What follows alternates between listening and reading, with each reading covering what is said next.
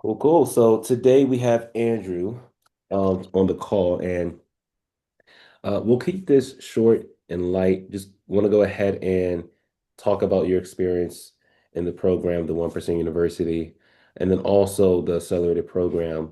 Right now, you still haven't received your first offer letter, which is okay because right now you're in the journey, you're in the process. But I want to kind of have this conversation so people who's curious to see how the program is. Um, Share your honest feedback, and there's no wrong answers to anything. So, I'll start by introducing who you are. You can go ahead and introduce who you are, your background, and then kind of where you are in the process in the program. Okay. Um, so to make sure I can be as distinct as possible. I'll mind share my age. I'm 28 years old, based in the Midwest, St. Louis, Missouri. And then I've been in tech for maybe 7, 8 years, but on the product management side. If you're familiar with cloud engineering, DevOps, product is kind of like adjacent to it. Like you would most likely work alongside a product manager, product owner, business analyst. And that's where I started my tech career. And then and things are going well. So I got my first offer in that realm going into my senior year in college. So I definitely had the big head, a lot of confidence back then. But things are going well, but eventually that ended up turning to one of my, I guess, setbacks that led me into the 1% University. So I was in product for, I got to mention, like 6, 7 years at that point, and then got laid off from a startup. And then the startup, that experience really burnt me out. It made me realize maybe I don't like product as much as I really thought I did. Um, And then I worked alongside some really good engineers where I got to really, where I became a lot more curious to the other side. But on the product side, I worked with engineers every day, involved in some technical conversations. Like I heard DevOps a lot. I heard Kubernetes. I heard CI/CD. I heard all of these things, but just didn't need to be really involved with it. So that was when I realized maybe the engineering could be something for me. I was just more curious to just dive into it. So I was laid off from that role, getting back in the job market, things got shaky, and I realized I don't like product as much as I want to. The market is like 10 times more competitive than I was last in the market. Um, do I want to commit to products and compete with these like some real talent for these roles, or do I want to like pivot? Like at a crossroads, like what I wanted to do. And then I was in like another like I guess program, like a men's coaching program that I browsed here and there. I wasn't really active, but I seen Tayo in that program as well. And he was posting about cloud success. But I saw it, didn't think too much of it. And I went on to the product interviews. Things didn't go all that well. Ended up having to do like DoorDash, Uber Eats, to just help pay my rent to get the end of my lease. And then that was a whole different type of things, and I didn't like that at all. Uh, but then went through a trials and tribulations of that, and then circled back to that same coaching program. Saw Tayo again sharing more results, and another student who's also in that program, and then 1%, Isaac, he was sharing results then. So I'm like, okay, let me reach out. Like, that doesn't hurt. Let me just reach out to Tayo, let me just see what's going on. And I don't really, I'm skeptical. I'm kind of not, kind of half and half, but I don't have nothing to lose. So I reached out to him to learn this cloud engineering, and he was talking about how, he himself, he knows other people who've gotten to cloud and scaled to like, I think you said five at that, even in that time, like 500,000 a year. And I'm like, hold on, to make that in products, you would have to be like one of the top product talent and be like a FANG company like Meta, Facebook, Amazon. And then if you were to make that salary as a product manager, you're working all day. Like you don't have any like room of flexibility at all.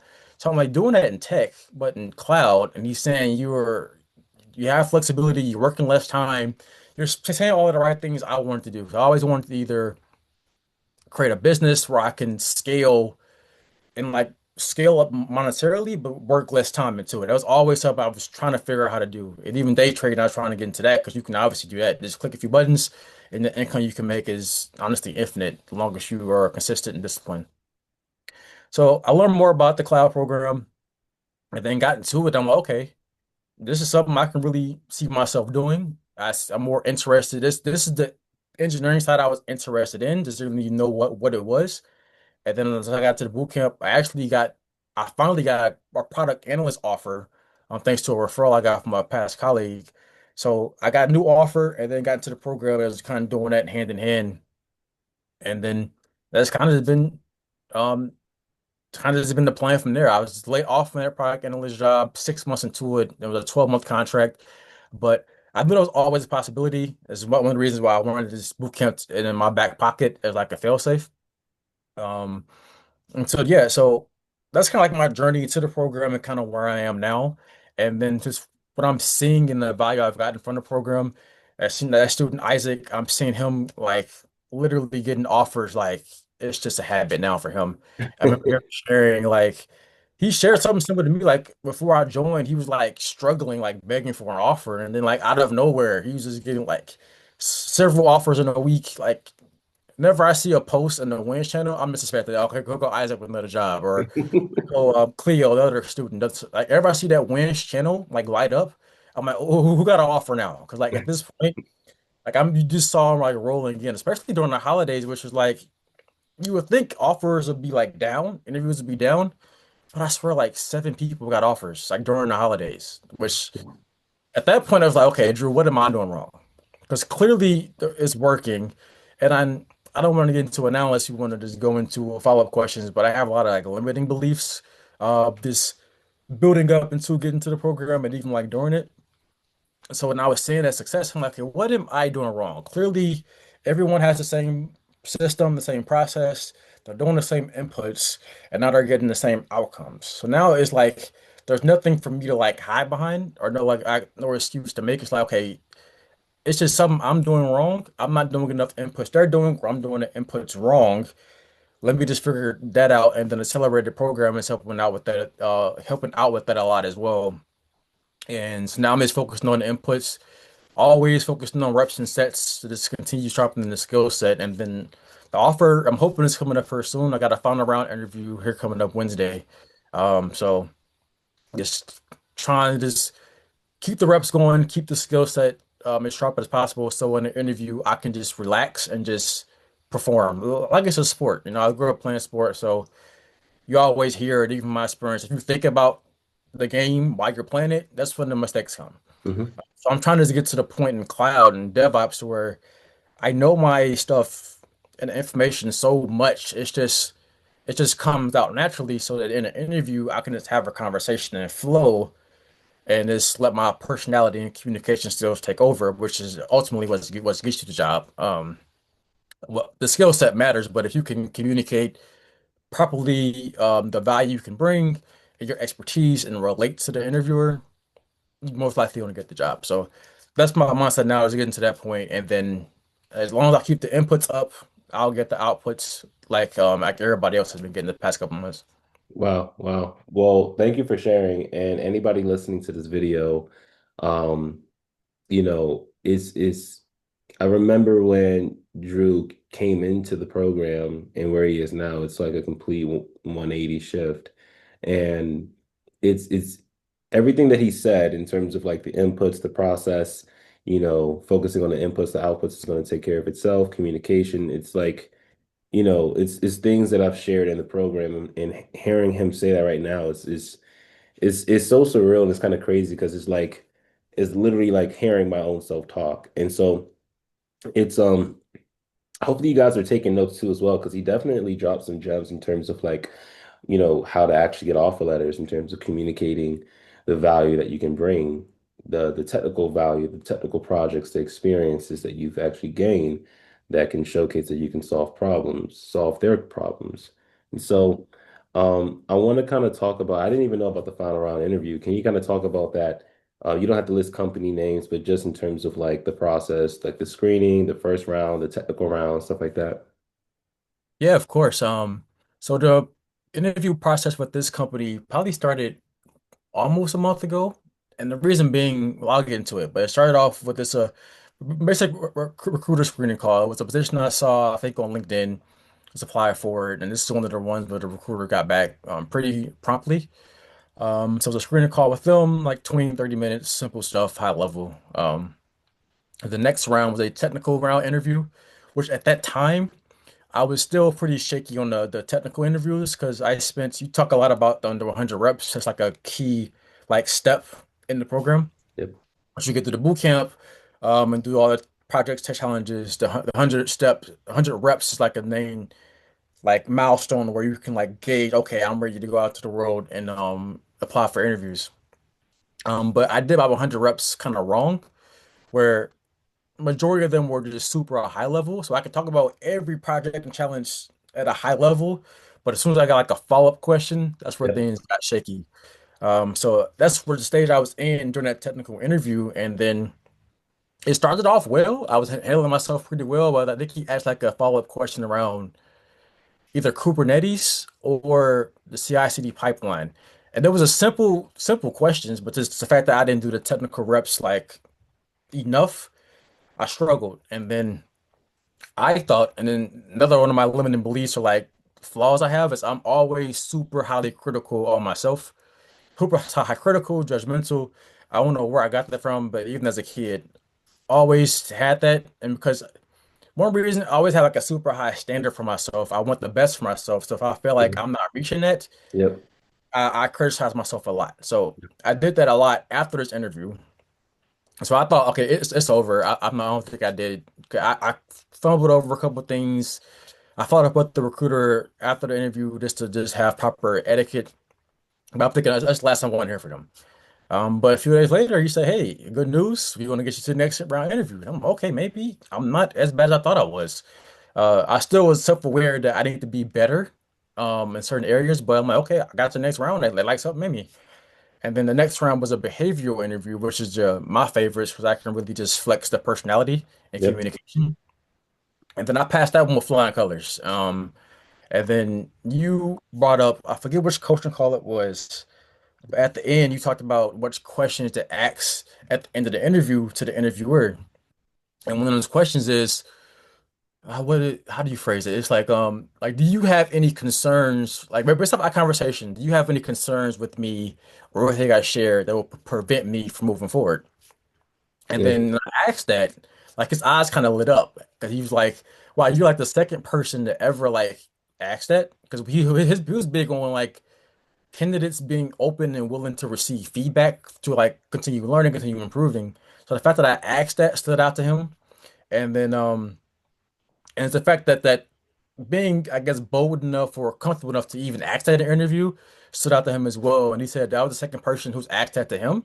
And he said the last person she actually got hired. So when you said that, I'm like, okay, cool. I'm in a real good spot. Remember So how I told you how there's certain characteristics they look for, somebody that's hungry, somebody that's eager to learn, someone that's open to feedback, someone that's, proactive. And so Mhm. there's certain characteristics that they look for, but you asking that question, you're not telling them, hey, I'm eager to learn or open to feedback. You're telling them that in a actionable way. Yep. And so, and the question, so anybody that's listening, a really good question, the one that he's referring to is, based off of, so first you said, I'm really interested in everything that we talked about in terms of, the role. Is there anything that, um, I forgot the question verbatim, but pretty much I'm gonna rephrase it. Is there anything that will prevent me from moving forward, in terms of technical wise? And then, um, I think it's like what is I think that's on the first question, but pretty much you're asking like what are my flaws that's Mhm. going to help me actually be where I need to be if I was to get hired for this role.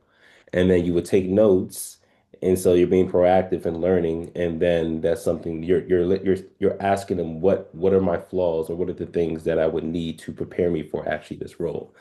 And so just that act of being proactive and hungry to learn is something that they look for because when you do get the job, they're still going to train you. And so demonstrating that skill set on the interview is key. And you're not telling them, you're showing them. So I'll leave it back to you. Yep. Yeah. I second all of that. And then so yeah, that was the end of the interview, passed with flying colors. But I didn't hear back from them immediately. So I followed up with the recruiter after the interview. He was like, it's the same etiquette. Like, great, I'll follow back up with you on next steps. And that was on a Monday. I didn't hear from them like all week. And I'm like, okay, what happened? Like, it's one of those things. Um, but I've emailed him that Friday, and he said, he received positive news from that interview, but they were going through some like restructuring or whatever. That was going to take a couple of weeks. I heard that, and I'm like, okay, it's, GG's. I'm probably going to forget in the pipeline. So I just continue. Lost all attachment to that, which I probably shouldn't have had any attachment to begin with. But this kept with the pipeline interviews for other companies. But recently he followed up this past Friday. I was going to email him this Monday because it had been 2 weeks of like nothing, just to follow up, like treating it like marketing a little bit, just following up, just poking and keeping my um Top of the mind. awareness up. Um, but he emailed me Friday, said, "Hey, we're still going through the transition, but I want to book your next interview like in parallel at the Net Swiss on Wednesday." So I'm hoping the notes they collected are still getting passed to this next interviewer. It should be a behavior interview again, maybe a bit of technical, so I'm going to keep practicing both. But if it's more behavioral, I mean that's the ones the most confident in because Mhm. I can flow easier at that point and just be more relatable. But technical, I gotta just still get better on that side. But I am just about continuing to do the reps and just review my projects and tech challenges. Okay. And I would say for most of the time, if you're able to pass a technical interview, I don't want to say you have the job because I don't want to like, you don't want to have like a guarantee in your mind and then you kind of just like don't get it for some odd reason. But Mhm. typically, once you pass the technical, because that's the hardest part, and then the next part is a behavioral. It's a culture fit if they want to see if you'll work well with the team, which is another big piece of it. And so just, being personable, honestly, just not acting like a weirdo, Yep. that's what they're looking for. And so um I would say from where you are, so even with like the program, do you think it's valuable for just anybody who's looking for transitioning into cloud and just from your own experience, do you think it's valuable and why? Yeah, I'll definitely say it's valuable. So I would say you always have two options. So especially with AI and everything's on the internet, all of the information is out there. Hmm. You can go on YouTube, you can go on any type of free resource or just find the different programs here and there. The information is out there. My thing is, how can I like get information in a structured way that's packaged up? Um, in a like in a package system that's scalable. So kind of actually, this is kind of crazy. It reminds me of like CI/CD with like Docker and like it with the CI/CD pipeline. Now that's a weird recollection, but it's to package the information up in a systemized way that That's gives already success proven. for other people. That if I can replicate, I can get the same success. Yep. That's my whole motto. 'Cause I don't want to reinvent the wheel. I don't want to waste time. If you have the ambition and the drive to do that, I mean, all for it. And you want to save on that cost, do it. But if you're willing to make an investment into a boot camp, a program like that, that's the first reason why I would say yes, the program is there. And then this the content of the boot camp in the program, and it's what I've learned in tech on the product side. It translates very well, and it gives you all of the relevant tools, skills that the companies are hiring for. Like now that I'm in there, um, the job market, applying for roles, talking to recruiters and hiring managers, literally like everything that I've learned, all the projects like Ansible, Terraform, Docker, um, GitHub Actions, GitOps, like all of these things, like these companies are like seeking out engineers with expertise in those tools, and that can bring in that knowledge to their company. So you're getting relevant information that's in demand, that companies are going to pay, willing to pay for, if you have it. And then, so that's the second thing, you're getting the good skills and information. And the third thing, you're in an environment of people who are all hungry, getting success. And so, like I said, like seeing all that success these past couple months made me realize, okay, they're not doing anything different. If they can do it, I can do it. It's literally just a me problem and a me thing at this point, and just patience. Yep. Yep. So, and then environment's everything. If you're in an environment of people who are leveling up, if you choose to immerse yourself in that environment, you were just by law level up too, because that's just how humans just learn. But you gotta lean into it though. Make the time to attend all the boot camp calls, engage in the channels, and put in the work, the learning, and then you will just grow with the everybody else in the boot camp. So that's my main goal is just to keep leaning into it, keep the action steps going, and then level up like the past couple students who have been, and then eventually be one of the students who can scale to that 25K a month, 500K a year, and then just ride that wave. That's my next goal. So to answer that's all that kind of answers your question. If was the boot camp worth it? Those are like the three layers I looked at, and then the three layers like why I think it is. Because the information is there, is organized in a systematic way that you just level up step by step, and it all just flows, and each layer flows into the next one. Okay, I want to ask you based on your experience, you can kind of think about it like a video game, like easy, medium, hard mode. But Mhm. based on the content that I teach and the information on, you can do like from 1 to 10. One is like kind of easy, 10 is like super hard. Mhm. Um, what level do you think that the way that we teach cloud engineer, what level do you think it is? Like easy, one, hard, 10. What number would you say? From your own personal experience. Mhm.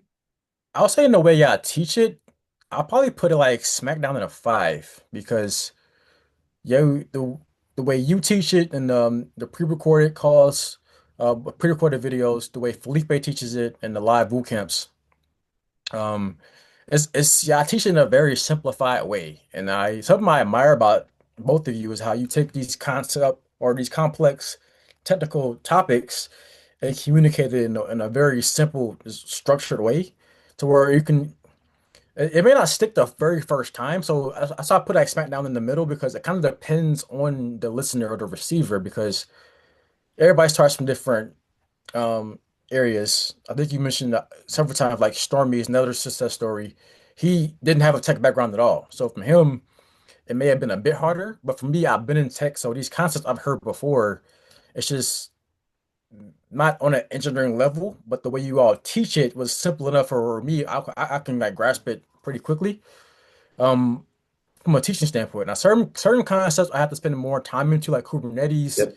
Yep. EKS, like those topics, I have to like literally like spend like a whole week with ChatGPT going back and forth. Like, okay, walk me through each aspect, like on a fifth grade level, and let me just go step by step until I can like connect those dots one by one.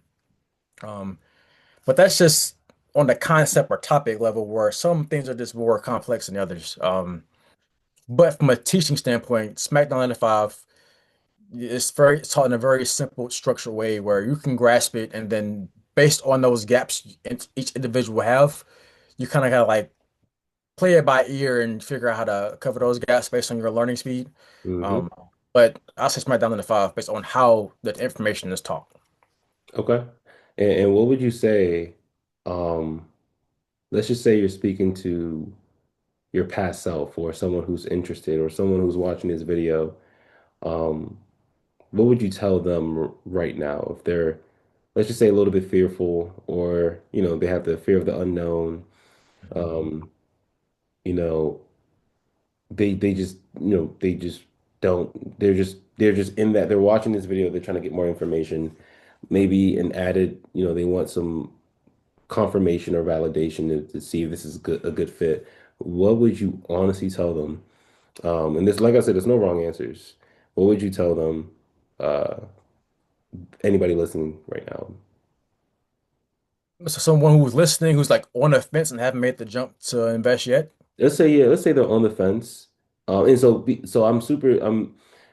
I say this in most of my videos. I started saying this recently. I tell them, learn, like, you don't have to join my program, but learn cloud, like, Okay. learn AWS because it changed my life.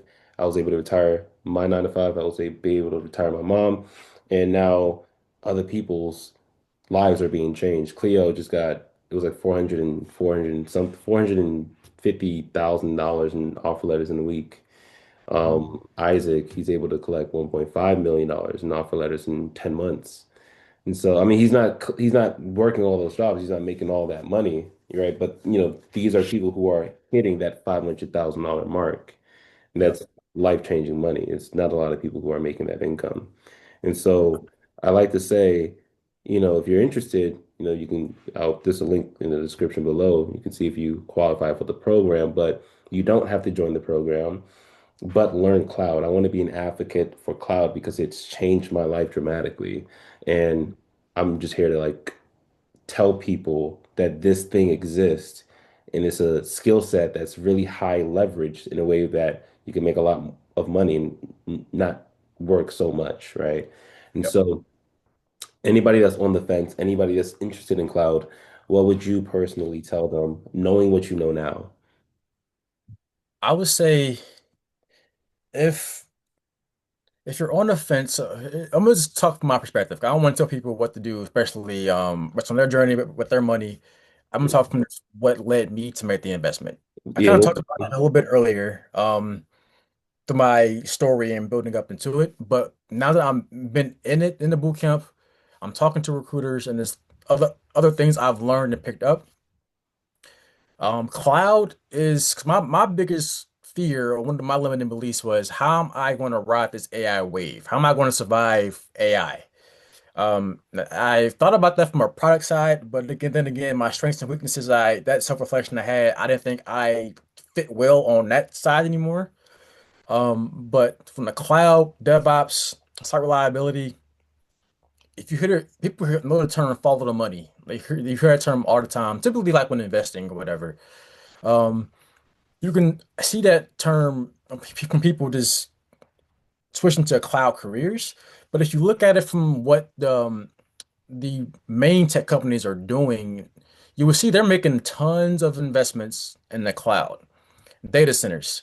Um, I saw some posts. I want to bring it up, but I'm not sure how long. I quick I'll find it. But a lot of companies are ramping up their AI spending. I think a bunch of um, earnings were just released. And a lot of companies are increasing, like every quarter, increasing their spending in AI.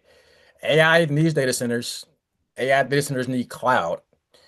And so my thinking is, okay, if these companies are putting so much money over there, I'm making the shift, trying to figure out how to ride this wave. Maybe cloud engineering can be that lane I can take to one, get out of my situation, get back to where I was and beyond, and then start a career going into this new like era. Because no one fully knows how things are going to be. So it's always going to be some unknown. I still battle with that a lot. But what I everyone should know that cloud is like the way because it's directly attached to AI, which everybody's talking about now. So that was one of the main reasons. But when I sat down in that, I'm like, okay, I feel like I can like plant my flag confidently and make a strong bet for my next career move to go all in on this. Um, so if you were on the fence, I was on the fence too. 'Cause, I think I forget I was talking to Jacoby and then like I think I got access to the boot camp like before I made like a small payment first and then got to boot camp and started about do I really want to like fully commit? But then that was a time where I learned like cloud is the move with AI. Just commit to it because you commit. If I commit to the payment, I'll be more committed to my actions yep. instead of BSing it. Um, and then like I saw again, like I want to have access to a community I can learn from and grow with. Going at it alone, you can do it. Like if you are the person who can handle that, I mean, by all means, I commend you. I'm just not one of them. I really value a community. I value guidance and structure because it just makes it a lot easier for me mentally when that noise or negativity come in. I got that system and structure to fall back on. So that's what I would say. Um, if you're on the fence, just try to think about that because follow the money. These companies are spending heavy on AI, and AI needs cloud and AI engineer and cloud engineers are going to need to figure out how can we scale a company's infrastructure with AI. Every company trying to figure out how can we build AI into our business because if you're a tech company, you need AI somewhere in your business to survive. So Even good. me, I don't know if you noticed, but I integrated CloudBot. I saw that. Yeah, I saw that. So It's like I integrated that in Slack, but then I also integrated it with my team. And then literally I build Clawbot, that software, on AWS server. But I did it myself because I know how to do it. And Yep. so it's like I literally like installed AI on AWS EC2 servers, and then I integrated it with Slack. And now each of my department, my marketing, sales, client success department, they all have CloudBot that's integrated with how they work to make it more efficient. And so literally not what you just said is even I'm using that personally for my business. And then also I'm about to do it with day trading and investing too as well. It's going to be crazy. It's going to be you'll see. I'm going to integrate it with Slack. It's going to be its own AI day trading channel, and it's going to be nice. You'll see. Like, I'm curious now. I'm always, yeah, because like it's AI here. It's in everybody's lives and everybody's company. So like, if you're not adapting it, like I don't at this point, 2026. I know some people who still don't even who've never used ChatGPT, who still don't they hear AI all the time on the news, but in 2026, if you still are in that state, I don't know at this point. Like I feel like at this point you got to at least play it around with it, have been in conversations about it. I still think if you're in that bucket, you're still kind of behind, but you were still are aware. People who were still unaware, I don't know at this point. But cloud DevOps, that's definitely a way to integrate yourself into that wave and provide value to companies at the same time. Because, like you said, Clio got like 400,000 like offers in a week, and then during that time, like last year, when everybody was getting offers, he got like 3 or 4 offers back then. So collectively, he's getting close to that mill. This off the letter is cumulative. Yeah, yeah. We had a So. meeting. I think he said, um, I know he's collected around $775,000 in offer letters. Mhm. Yeah, because I added it like last week when he posted that he collected 440 something in offer letters in a week. But yeah, he's at the 500K mark. And now I invited him to junior year in terms of like, the mastermind stuff like that. And that's what I'm gonna um those who don't you won't really know this, but inside the community I have different like challenges and rewards. I had Isaac, he won all inclusive 5 days, 4 nights trip to like, Cancun. It can be like any tropical place. Um, Drew, he won a mastermind, which is typically worth $25,000, but he's going to get access to that for free. And within that mastermind, um, he's going to be able to actually leverage, you know, being able to have a skill set to use his money to make money for him. And so, after this call, Drew, I'm going to show you how that works. And yeah, it's going to be really good because I mean everything is in-house. It's the 1% university, so just yeah, you're gonna it's gonna blow you away because this I'm gonna show you. I'm gonna give you the exact plan that I'm using to withdraw $10 million from the market this year. And so 10 million, 100 million, but it's once you see the plan. It's a Notion document starting from where you are now to all the way to 10 million. You're going to get access to that. But it's I always say, tell people, I told Cleo, I said, look, it is going to be very, very difficult. As you know, day trading is very difficult. One of the hardest things you can do mentally. It's not easy. Most people will not succeed. But somebody like you, your characteristic, you being proactive, like there's a higher chance of you being successful, just like Isaac, just like Felipe, just like me. But once you have that characteristic and then the skill set and then the plan, those three components, you'll see how it's almost impossible for you to fail if you have everything in place. It's still a Yep. possibility to fail, but it's the odds are in your favor to be successful. So, you know, it's it's pretty exciting. I don't know if you've seen the testimonials in the junior year channel, like Mhm. the profits. And so as you see, even with my profits, it's going up, down, up, down, up, down. I'm consistently going up. But within about 15, 16 trading days, yes, like no, it's like 18, 17 to 18 trading days. I'm in $193,000 in profit. And that's Yep. only like that's implementing like 10% of the capital that I plan to have. So there's a lot of room for growth, not just for me, but for you. But essentially utilizing these skills within the program, um, you know, is going to be crazy. I'm generally excited to see how you, Cleo, Isaac, Felipe is going to turn out when you guys implement this stuff. But yeah, is there anything before we close out? Is there anything you want to share to anybody that might be listening? Um, Not much. I mean, if you're curious, you're definitely in the right spot. What you choose to do with the information you give, that's your decision. I'm not, I don't judge nobody. I respect anybody's decision.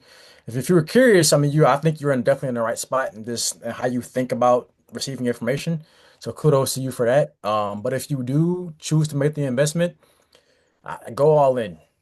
I mean, because the results are literally there. I mean, I started coming up on a year now. I think I joined April or May of last year. And Cleo talked about him again. I think he joined around the same time and Yep. look where he's at now. A couple of months. I think Tatevi, he joins, there's another success story. He joined after me as well. And in about 6 months, he got his first offer. So if you, but they went all in. Like they were always on the coaching boot camp calls. I think the Tevi did all of the projects and touch challenges like that. He was on it. I don't Yeah. know their backgrounds prior to joining, how technical they were, but they came in, grabbed the bull by the horns, and got after it. So if you can do that, go all in because the results are there. Companies are paying for these in-demand jobs, in-demand skills. So that's my thing. If you choose to make the investment, go all in. Invest the time, schedule the time. Everybody's lifestyle is different. You know, I'm single. All I have is a dog, my responsibility. So, but she's just be chilling. So I got all the time. Just go at it. And so if you got a family, kids, obviously take prioritize that first. But if you make the time, go all in. I Let's will go. say I remember Tatevi, wife, two kids, Mhm. and like he needed this to work out. So I will say this, there's pros and cons to everything. You don't have to join the program, and I cannot stress that enough. I'm never going to be one of those people to say, "Oh, join my program." Like you don't need to join, um, and we don't just accept just anybody. One of the pros and cons to joining the program, the pros is obviously the testimonials. But the con is if you join and you don't put in the work, it's just going to be a waste of your money and your time. And so that is the con. The pro and con of doing it for free, the pro is for free, but even for paid courses, right? You don't have a course, it's a program. Mhm. But for courses, it's like a 3 or 8% completion rate. So that's the con. Most people don't finish it, even for when you pay for a course, talk less of something for free because you don't really give up anything to take it serious. Mhm. And so there's pros and cons. You just have to see what works best for you. Um, we have different options for like financing or different like, payment stuff like that. That's not really an issue. The biggest issue I would say is the commitment. This is a commitment. This is something that you can't just put one foot in, one foot out. We're talking about life-changing income, right? So I would say, you know, if you are interested, the link is going to be in the description below to book a call to see if you qualify. But it is something that you have to already have in your mind. This is something I am committing to do. And I say that because the people who do have that mindset are the people who do have the success and the results. Drew is one of them. He hasn't had the results yet, but I can eyeball it. He is going to be a really good, successful student just based off his character, based off his commitment level. And so, um, like I said, if you're interested, the link is in the description below. And I would say yeah, that's pretty much it. Once again, anybody that's watching, thank you for spending the time with us to, just kind of getting a sense of like what the program is about. I really wanted to talk about Drew because he hasn't even finished the program, but as you see, his confidence, his skill set, he's at the last round of interviews. And talk us of that, I'm pretty sure there's a bunch of recruiters that's reached out to you or reaching out to you, coming to you, right, for opportunities, and you being able to have that skill set to be able to actually get past these interview stages, correct? Would you say? Yep. Yep. And so, that's the whole point of this program is to be able to have that skill set, to have recruiters come to you instead of you applying to hundreds and even thousands of jobs where you were getting ghosted, right? So, there's a mix of, how to go about that, but essentially you have people coming to you for opportunities and you having the skill set to be able to take advantage of these six-figure opportunities and scaling your income to $500,000 a year, which is $25,000 a month on average after tax. And so, once again, if you're interested, the link is in the description below to see if you qualify. You do not have to join. Trust me, you do not have to join, but I will advocate towards for AWS and I will promote and really push AWS because it's changed my life, it's about to change Drew's life, and it's changed multiple students of mine. So once again, thank you, Drew, for coming to the call. And let's join let's take the next steps towards your financial journey. So I'm gonna go ahead and show you how that works in terms of junior year and giving you that $10 million plan. And you can actually start now while you're in the process. That's a good thing about it. You can actually start now as you're in the process of, getting your offer letter because you've already have really the skill set, right? You're able to communicate, you're able to get those interviews. And so as you're doing that process, you're now going to start learning a new system, a new skill set. And this skill set, the foundation, is really important. But it's going to show you how to scale your income, not even your income, but your net worth to $10 million. And so, you ready? I'm ready. That's great because that 10 mil, that's like my exit number. Like that's not think of an exit number. That's where I want to be. Like you laid out like a structured systematic blueprint. That's You don't even have those to figure words it out. that was like treasure to me. So like now I'm ready. You don't even have to figure it out. And that's because you put in the work and you won the challenge, this is something that you don't even have to pay for it. And so, um, yeah, I'm not gonna lie. Like, I mean, I'll let people know online. Like I'm not selling this right now, but when I do sell it, it's gonna be for $1 million. And so anything that I put out there in the world, my students have to make 10 times of, what they're paying. And so, um, but it's crazy because, you know, it's kind of crazy because even like I said, I don't know if you've been seeing the channels, but you I know, have. in terms of even where we are, it's just kind of crazy. Like we're in February, we started in January. We have $3 million in past prop firm capital. We're averaging around 70, $80,000 a month and sorry, a week. And that's not even like having the potential of where we're going, right? Because the plan is there, right? It's like we're stacking prop firms, we're getting paid out, and then we're scaling. And so it's kind of crazy. Even doing like 70, 80,000 a week, let's just say that's 320 a month, or let's just say 250,000 dollars a month. We're doing about there's around that's with $3 million of profit from capital. The goal that we're hitting is 17 million, and I actually just got paid out, and I'm about to purchase all the other prop firms to get the 17 million. And within like a month or two, that will be passed. It took me a month to pass the other prop firms, and then getting paid out. It's just kind of crazy, man. It's just kind of crazy. And so we have the plan, we have the numbers, we've done everything. It's really just actually doing the work, and so. You're going to get access to that plan. And then, if you take it serious, you'll be another successful student while having the cloud, right, as your foundation and building on top of that with the day trading, with the investing. And so, yeah, man, I'm excited for you. I'm excited too, man. Like this is I feel like I'm like there where it's like on the cloud side, like I mentioned, the final round interviews right there. Trying to keep the pipeline going to where I can like try to have maybe like an offer a month or offer every other month so I can just slowly stack jobs and scale on that side. And how you're describing the trading, and I heard a quote, I forget who said it, but they said they described trading as the easiest, the hardest way to make easy money. You said it earlier, like mostly everybody in trading fail. I mean, I've been trading for on and off for about 5 years. Live capital, demo, prop firm, not the most success. But I know it's a lot of foundational things I was doing wrong. That I'm seeing are even how a 1% university is structured will help carry over into the day trading space as well.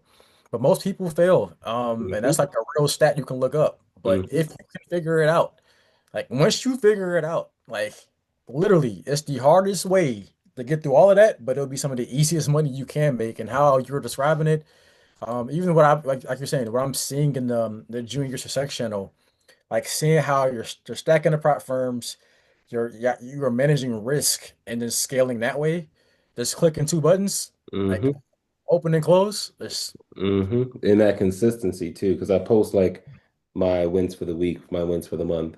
I haven't Mhm. posted my profit and payouts. I just got paid out um around like 20,000. And so now I have a buffer. And so like now any money I make is like, I can get paid out. And so it's crazy. It's crazy. And it's, you know, it is the hardest thing you can do mentally. That's what I've been told, and ChatGPT confirmed it. But once you get it, you can make as much money as you want. And that's another reason why it's like, you got to be careful. So this call is going definitely over, but it's super important to say this. But when you do, and I had talked to somebody about this, but when you do choose to invest into a mentor, you want to kind of look at their intentions, right? Do they really want to help you? Or do they want to take advantage of you? Most people that I know in business, you know, I won't speak on anybody's particularly, but just my experience, most people they just want to make money. It makes sense because it's business. But business ethics is not in a lot of people's vocabulary. And it's because they have to make money to, pay for their mortgage or whatever. I got Mhm. into business to help people. It wasn't a business. I was teaching for free at a point. But nobody paid attention because, it was for free. And so, um, it's crazy because I always had the skill set of day trading. I just now started to come back to it. But I could always make money like without, and that's the reason why I love day trading because you don't need anybody to make money. You have the skill set, you have an internet connection, you can always make money. And so going back to like the intentions of a mentor, if you're interested in investing into anybody, really look at his intentions. Does he, you know, like even when I was teaching, when I first started teaching cloud, I didn't need people's money. I was already making money in my own cloud jobs. I retired, so I'm not doing that anymore. But I didn't need people's money. And so that's why, I mean, I said it on the call, you don't have to join the program. You really don't, right? But not saying that in a mean way, but saying that in a, you know, you don't have some, like, we're not here to just make money off of you. We're here to change lives. And Mhm. so for anybody that's looking for a mentor, really have that as a criteria or a checklist. Does he have results? Three or more people gone through, does he have a system, a blueprint that people have gone through? Has people gone through it and seen success? What's his intentions? And it's kind of hard to kind of see people's intentions because you don't really know them. But like, you know, if somebody doesn't really need your money, it's a good signal of like, okay, this guy is really doing it because he actually wants to help people, and they'll go the extra mile to really help you. Right. Even Mhm. my mentor right now, like I just, hired a new mentor. He has a lot of money. And when I say a lot, I mean a lot. Like a lot, not even eight figures. I mean higher than that net worth. And so he doesn't need my money, but he still chooses to help because that's just in his nature. And so Mhm. it's super important because when you're choosing for a mentor, you want to kind of make sure if you want to make an investment, you have a little bit of security. At the end of the day, the reality is it's always going to be a risk. Um, but you just have to make calculated risk and still take those risks because playing it safe, what's the alternative? Retire in your 60s. That's for me, that's the biggest scam. And so I'm 29 years old. I retired when I was 28. I started my journey when I was 25. It took me 3 years to retire my 9 to 5. And so, and I got scammed before, but I still kept on going. Right. My situation is different. Right. I don't have any kids. I was living with my parents. So, your risk tolerance is different depending on your age and your responsibilities. Make smart, decisions. I'm not telling you to invest. I'm not a financial advisor. I'm only just saying what I did and giving you guys tools to kind of help you on your journey if you are looking to invest in a mentor. And so that's super important. I never really talked about that on the YouTube video, especially on a testimonial, but I think that's super important for people to understand, because I wish somebody told me this when I started. So, yeah, do you have anything you want to say? Yeah, I think you rinsed it off perfectly there. I mean, like, if I can reiterate kind of what you said, that's like my standard when it comes to vetting an investment opportunity or like a mentor opportunity. You said, does this person have the results I want? Okay, if they got that, okay, check. Do they got like a program or systematic way to replicate their success? Okay, boom, check. Have other people going through it and gotten the success, and then boom, check. And then the fourth one you said, their character and intentions, you kind of just get that over time. But if those three are already checked off, I know, like you said, I'm making a calculated risk based off of those things. And there's risk with everything, making the investment, not making it, opportunity costs with both.